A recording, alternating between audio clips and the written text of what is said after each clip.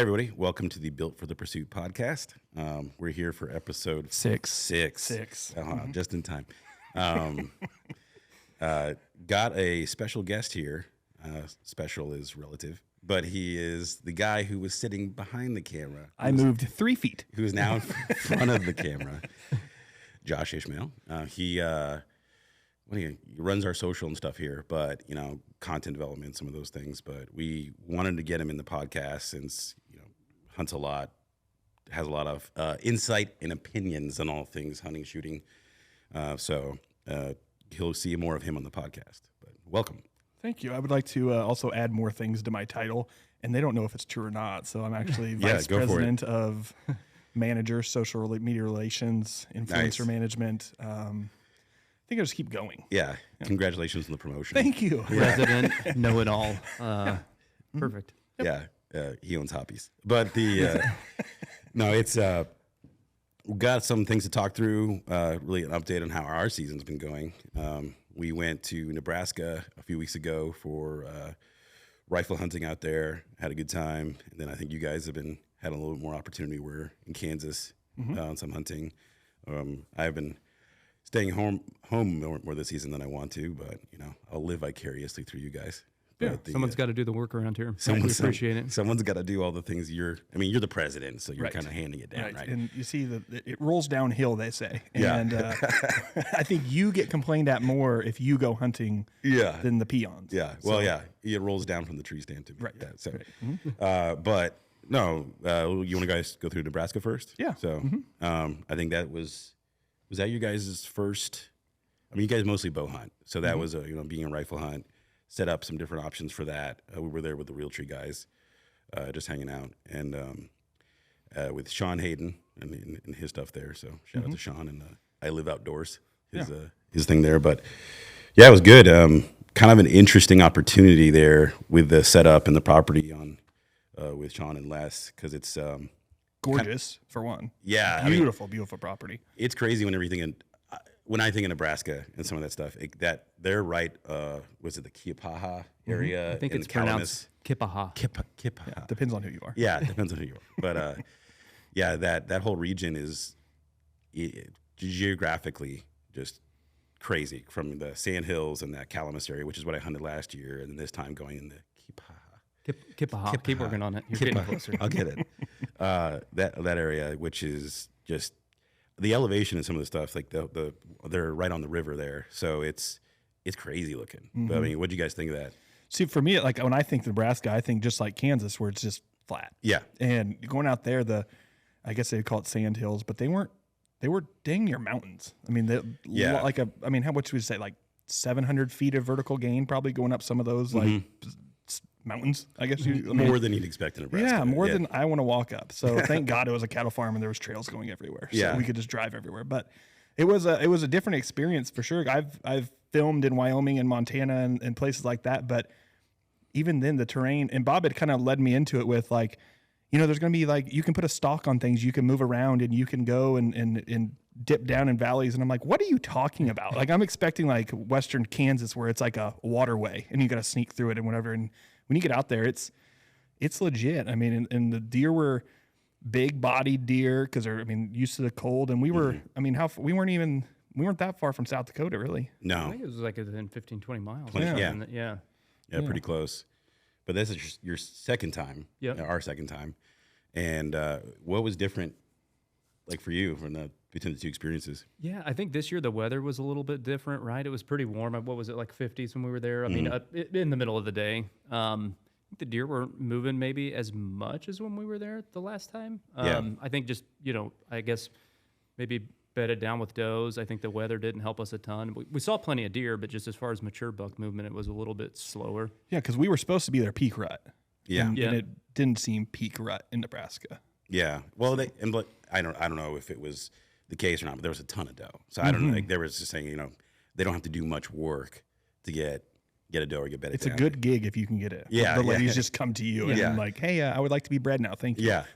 That was something we kind of helped up there too, right? I don't know, everybody's got their own take. I'm not a land management expert, but your buck to doe ratios, right? Like even our small farms we hunt, when I see a lot of does out there, it's like the mature buck movement is a little bit tougher, right? Because I guess they've got a lot of options, right? So yeah, we definitely talked to Sean about going out there earlier next year to help with doe season on their property. But yeah, there was a lot of doe.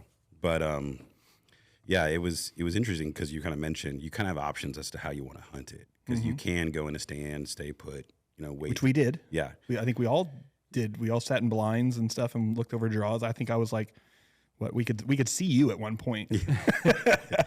They're like, there's a big deer. We're putting a blind on each side of it, and if he comes out, somebody gets him. Yeah.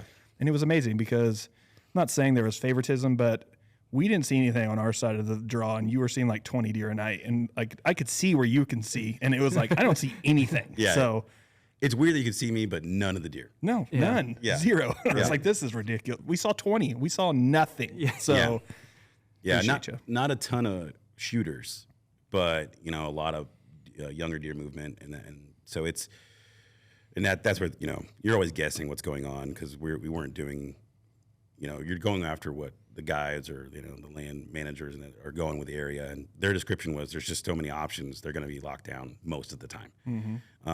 So it was interesting going, all right, well, let's see what we see. And you guys see nothing. You're like, wow, look at all these passing bucks. Like, not enough for me. Right. And you're like, I want a buck.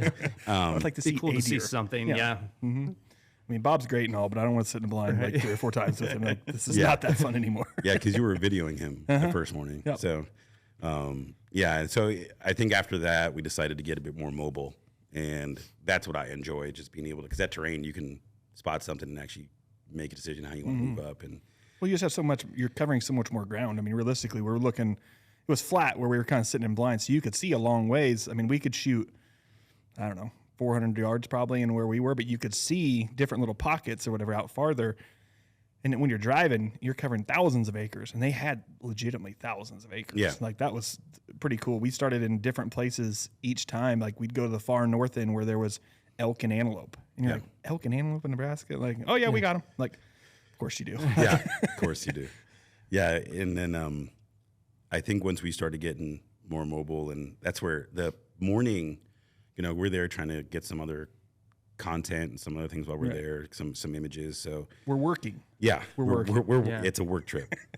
While we're there, we might as well hunt a little bit. But we're trying to get some imagery, and that's whenever I saw my deer, and I'm not the tallest guy, so it was interesting. We were kind of got there in the morning on this ridge looking over the river, and I'm there with Daniel from Realtree, and he's like, deer 40 yards away. I'm like, where? I don't see anything. Me and Les are the same height. And 4 foot. Yeah, 4 foot. Yeah, okay. Yeah, 3. Well, no, I'm on 4 heels, foot, so he's got to be like 4.5. 4.5. That's true. Yeah. So, and this thing just snuck up on us, and it was crazy trying to get from I'm there, not ready, which was unfortunate. Always be ready. That's what I'm walking away with this one with. But we had some stuff still in the truck, and then trying to get into a shooting position and actually make sure I'm getting a good shot. And it went from 40 to 300 that quickly. And just because I'm trying to move but not spook it and get it, lose the opportunity. And it just didn't work out for me. And it's one of those things I'm always trying to learn as much, being starting hunting older. But it's crazy how that happened so quickly. From we weren't expecting to see anything, and then there it is. So it was unfortunate that I didn't get to harvest that guy, but yeah. So I'm just trying. We're all like after the fact trying to think of what went wrong, what could have gone better, and I don't know. I just try to learn from it and apply something next year. So I mean, there I just helped with fill the doe tags, but you guys had a little bit more luck than me. Yeah. So mine was last day. Bob had you already killed yours, didn't you? The day before, yeah. Yeah. So okay, tell yours. Go to yours. Yeah. Mine will be quick. So yeah, the day before, we're sitting over in alfalfa field. I'm with Daniel from Realtree. Saw a ton of deer start kind of pouring in. Last hour of light, and nice buck came out. We're kind of on the fence, saying, do we shoot him or not? We kind of waited. They had some camera pictures of a little bit bigger deer, a little bit more mature deer that had been coming in there, and so we kind of held out. It got probably the last 15 minutes of light or so, and talking to Les just to see like, hey, is this a deer we should shoot or not? Again, I go up there. It's a different type of hunt for me. I do mostly archery hunting. So like going up there, I get to take out some of our gear, take a rifle, have an opportunity at a little bit longer shot perhaps. So I had the Match Pro MOA scope on mine. Not necessarily a hunt optic, I guess you could say, but served me well on the trip. So this deer, he was only about 138 yards. And then didn't you say he bedded down in the field too? He bedded down. Yeah, he kind of was dogging a doe out there and then bedded down and was sitting. And so we were kind of just hanging he was tight. Sitting? Sitting like a dog? Right, yeah. He was bedded down out there and kind of waited to see what else might come out there. And then he got up and kind of came right in front of us. So took the opportunity, made a good shot, dropped him there, and it was an awesome hunt. It was cool. Daniel caught a lot of it on film and stuff, so that was kind of cool too. But so whenever you're in that situation where they show you the picture, this is what's here. Like, how many times are you kind of measuring that and then thinking about that? Like, whenever you made the shot, were you happy? Like, I made a good decision, or like, what goes across your mind there? For sure. I don't know. I wouldn't call myself much of a trophy hunter. I try to shoot mature deer like on our farms, but we hunt small properties here in Kansas, so I've always got a couple of deer that are kind of get me excited. But like I said, going up there, I think it's a little bit different experience for me. It's that countryside is so beautiful, like Josh was saying. It's just a cool, different hunt for me. It's great. You certainly want to harvest a nice deer, but it's a bonus. It's a bonus. It's a right? bonus. I mean, like realistically, like they show you a picture of a 160. Are you going into it thinking 160? No. Am I going in there like, well, there could be a 160, but if a 140 walks past me and I get to go back home and shoot another deer, and this is just like heck yeah, I'm shooting 140. Like, I'm not holding out for the 160 with the possibility of going home with nothing. Yeah. Right. So and I'm all one of shoot what the guy tells you to shoot. I mean, Les was with me when I shot mine, and you didn't have a guide, so you're kind of on your own, and you're texting Les like, well, what do you think? And it's like, well, and Bob's like not the most decisive person in the world anyway. So like, I'm surprised he pulled the trigger. Yeah. Daniel probably had to like, okay, like, listen, if you don't, like, you're going home tomorrow. Yeah. Yeah. Yeah. I'm not shopping. Like, oh, that's what I want this. I'm going to get this. But I think the mature deer, trying to make sure you're getting something that's going to be helpful to the property and that land management kind of like, that's what I'm trying to do at least. Sure. And that's like my biggest fear is I'm going to have a lot of ground shrink or something like I thought was great. And then I'm like, oh, I should not have shot that. Like that. I'm always like not indecisive, but I let logic get in probably more than I should. And then you start getting even more adrenaline and everything starts to happen. But that's been my MO though. Like Josh, if the guy tells me to shoot it, I'm in. Yeah.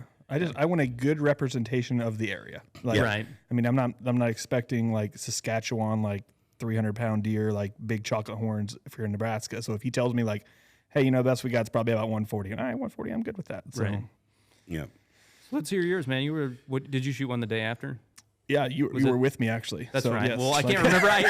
Hey, it's a blur. Some people don't remember the hunt from last year, so I'm just saying that's true. You don't remember this year, so it's not looking good for you either. So yeah, no, mine was cool because we didn't really see a whole lot that morning, and we drove around, and we had to be back by 11:30 to give them the rental car back, and so drove around, nothing. It's like 11 o'clock. We look down this hill, and here comes a buck right up to us. He's walking straight at us like 250 yards. So of course, it's just scramble mode. You grit your gun, you run up and whatever, and he disappears behind a little clearing. So Les and I, we leave Bob at the car because being 4 foot, you're still pretty loud. So we jump the fence, run down the hill. Les's fence, it's still the same property, but jump the fence, run down the hill, and get set up, and he doesn't come out. And we're like, man, he's got to be like right. He didn't get past this. There's no way. So Les jumps in the timber with him and tries to bump him out, which is so different for me because I'm a bow hunter, and it's like, well, you can't push him, you know what I mean? But that's the good thing about rifles. Like, well, okay, if you bump him at 50, he's going to run. And if he goes to the next mountain, he's only 400, which is still in range. So it's just completely different for me to like think, let's bump him and then we'll shoot him. And it's like, oh, okay. Like, so he bumps him and he runs out, and I happen to be on a tripod because I assumed he was going to bump and run away, but he didn't. He bumped and ran right to me, and he ran to like 40 yards and runs straight past me, and I can't pan with him as fast as he's going. So I pick up out of the tripod, and he runs behind a cedar, and the cedar's 5 yards from me. So I step out from behind the cedar, put it on him, and he's facing me, which everybody goes back and forth on frontal shots and whatever, but 30 yards, 300 Win Mag, I'm taking the frontal shot, sorry. Like, and shot him, and he ran, and he took off back right where he just came from, and I put another one in him, and he just rolled. So yeah, he was cool, and I told Les, Les said 100% shoot this deer, because all we could see was his right side. Big right side, big 5 on one side, and we get over there. I told Les after I shot him, I was like, "Yeah, we'll give him some time," but I was like, "I think he broke a point off." And we walk over to him, he broke his whole main beam off at his G2, and so like he's got a big 5 on one side, and then like at his G2 broke off the rest, and you're just like, man, like it's one of those deals. Like if I would have known, I probably wouldn't have shot it. Yeah. But you just saw that one side, and then you're in the moment, and like a deer's running at you at 30 yards with a gun, and you're just like, you're putting a scope on it, and I think my scope was still at like 6 at 30 yards. So, it's pretty tight. Yeah. So, I don't know. I doing it over again, like, would I probably pass him if I saw a broken beam? Like, yeah, but at the same time, I was super happy with him. That was my first deer in Nebraska ever, and to do it with the Realtree guys, that was pretty cool. So, yeah. And you described it being different, obviously than bow hunting, but like you talked about it a little more there. I don't know if you want to go into that just to, for I guess both of you, just what is that after that? How's that experience different from a feeling perspective? Fun, yeah, fun. It was like bow hunting is so stressful, and you still got to do wind, and you still got to like be quiet and stuff. But like with a gun, I can sit on a field edge, and if they come in the field, they're in range, and I can shoot them.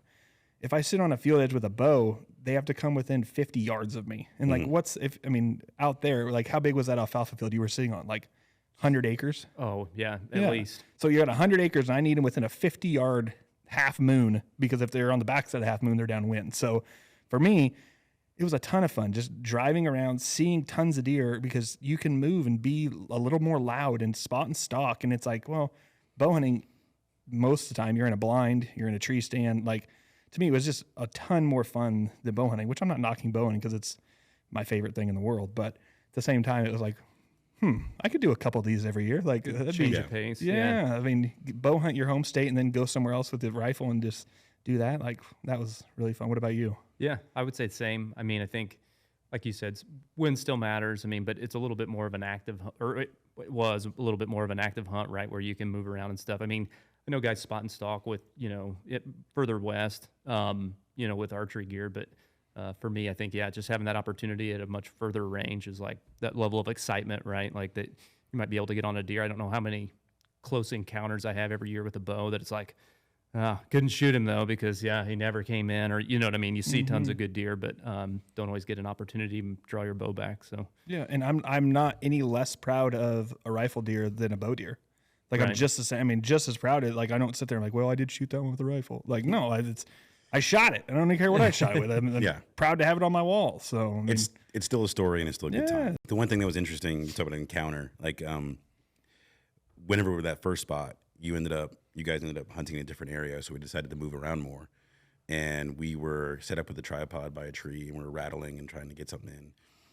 And this super young buck came in, and it probably got up like 10, 15 yards away from me, just staring at me going, is this the guy that's making all this racket? And it was just cool, like just being able to move around and just drive those experiences. And I'm like, hey, I'm not going to shoot you, buddy. Hey, how's it going? But and after that, he eventually didn't blow or anything, he just ran off. And Daniel was like, that's just the coolest thing ever. And I was like, it was just being out there and being a part of it. And that's where that, honestly, we were getting a little cramped up, both of us being in that, the blind. And so being able to move out there, and that's what all of a sudden we had a few of those little experiences. And I was like, this is just cool. And just think if you were like a non-hunter, like 100% non-hunter, and you just went and did the things you did, no gun. Yeah. Right? Just went and experienced. Like, I saw coyotes, I saw elk, I saw mule deer, I saw whitetails, and you're just driving around on the prettiest country out there. And just like you said, like I watched a coyote for 15 minutes digging at mice in a hole. And it's like, sounds stupid, but it was badass. Yeah. Like, it was super cool to watch this coyote out there. Had no idea I was there. I love, you're in a tree stand and some deer walk by and they walk all the way past you and you sit there like, those deer had no idea I was there. And like, I love that. Like, the stuff you get to see and experience just being in nature and being quiet, like, I love that. There's nothing better than that. Yeah.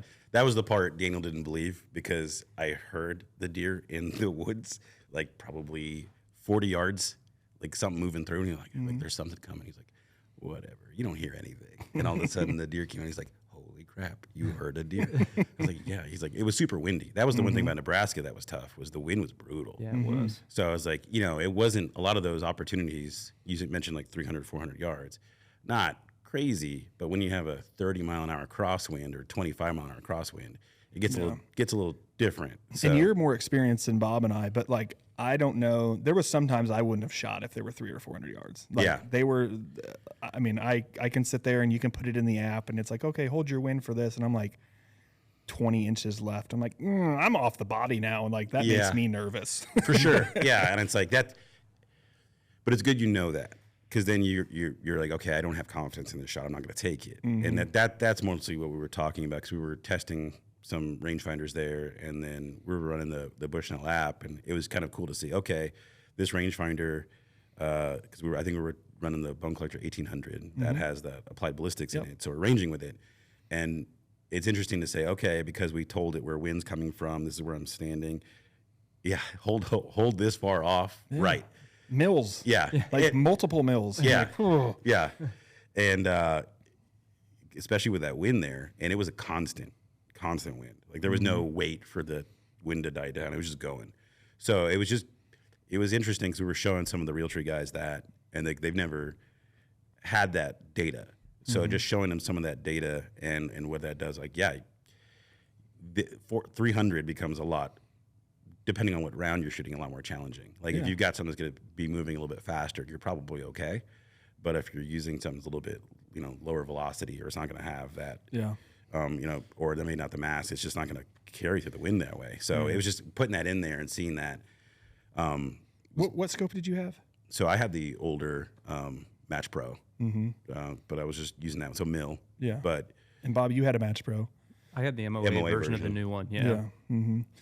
So for me, like I was just thinking about like my wind. I was shooting a 300 Win Mag with I think it was 190 grain core lock, and with a Legend BDC dot scope. So multiple things there. There's like a very heavy bullet, a very large round, and a lot of wind. And I'm like, man, but I will say, like, this is not a plug, but the Bushnell app, when you set it up for me with the caliber and the weight and everything, and the second focal plane, when you zoomed and it changed, I did not know that. Yeah. Like, I 100% we're sitting the night before, and you're like, oh, the first, like, you just assume, like, first dot 100, second dot 200, 300, 400.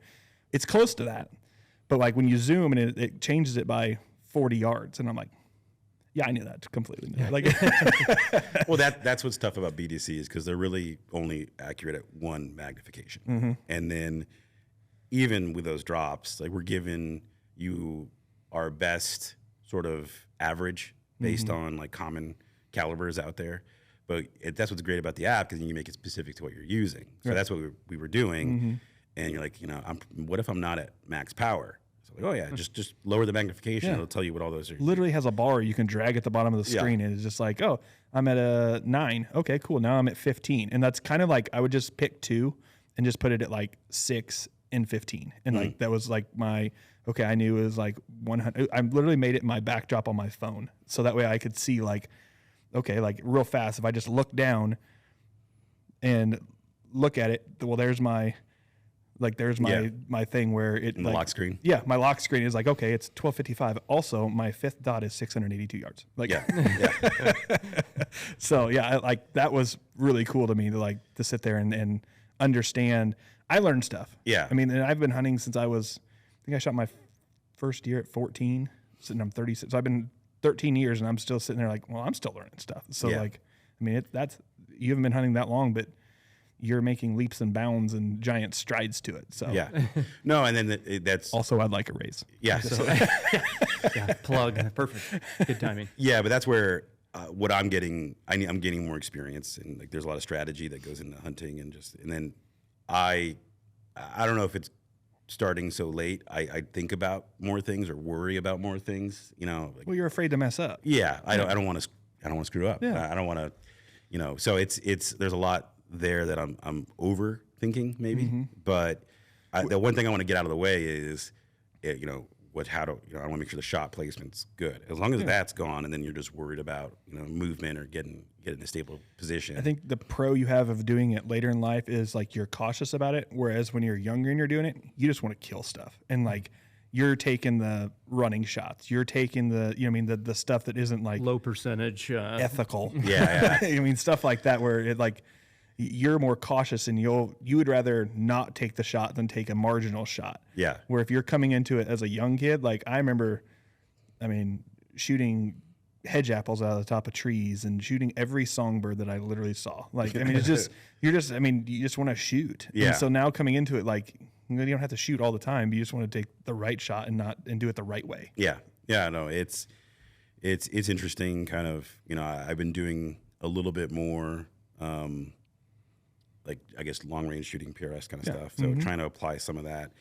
I don't know if you have to, but it's good to know it, when you're like, okay, what's a reasonable shot in this environment? But, I think that's where some of those tools are cool because you can see, all right, in this situation, this wind, I'm probably 200 yards in with what I'm using or whatever it is, right? At least you get some guardrails.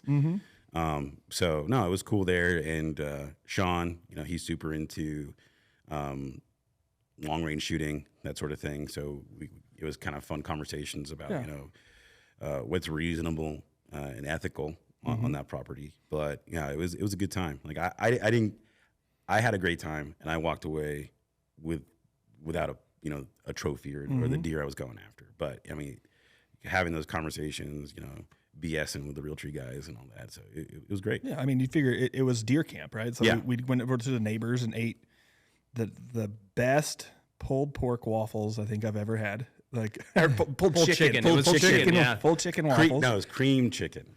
Yeah. It was good. I introduced you to peanut butter burritos. We've got to kind of get you. That's not going to catch. Okay, we'll talk about it offline. But literally butter with peanut butter on top in a taco. It's a secret. I was really hoping you weren't going to describe it. There's no way to describe it. It's just you'd have to see it. It's a camp secret, but yeah, it's a terrible secret. Keep it to yourself.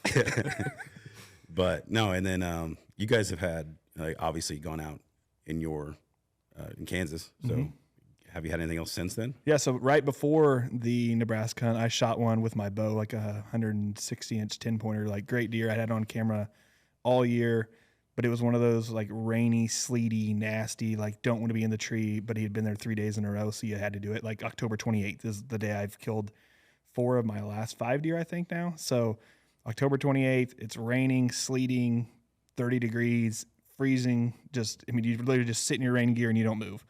And he came out. He was the only deer I saw, but he was the right deer. Shot him, and he hit him a little touch in the shoulder, but he went 40 yards and like plowed the whole way to it and just done. So he was a giant, really, for me. And I was trying to get my wife on him, but she was not having sitting out in the rain. Like I was like, "Why don't you go shoot him?" And she was like, "No, it's raining and it's freezing cold, so no thanks." So, which I can't really blame her, but snooze you lose. Yeah, I shot a 160, so I can't really complain about that. Didn't you just shoot one, Bob? Yeah, so I had gone out quite a bit archery prior to us going up to Nebraska, and then Kansas firearms or rifle season opened up last Wednesday.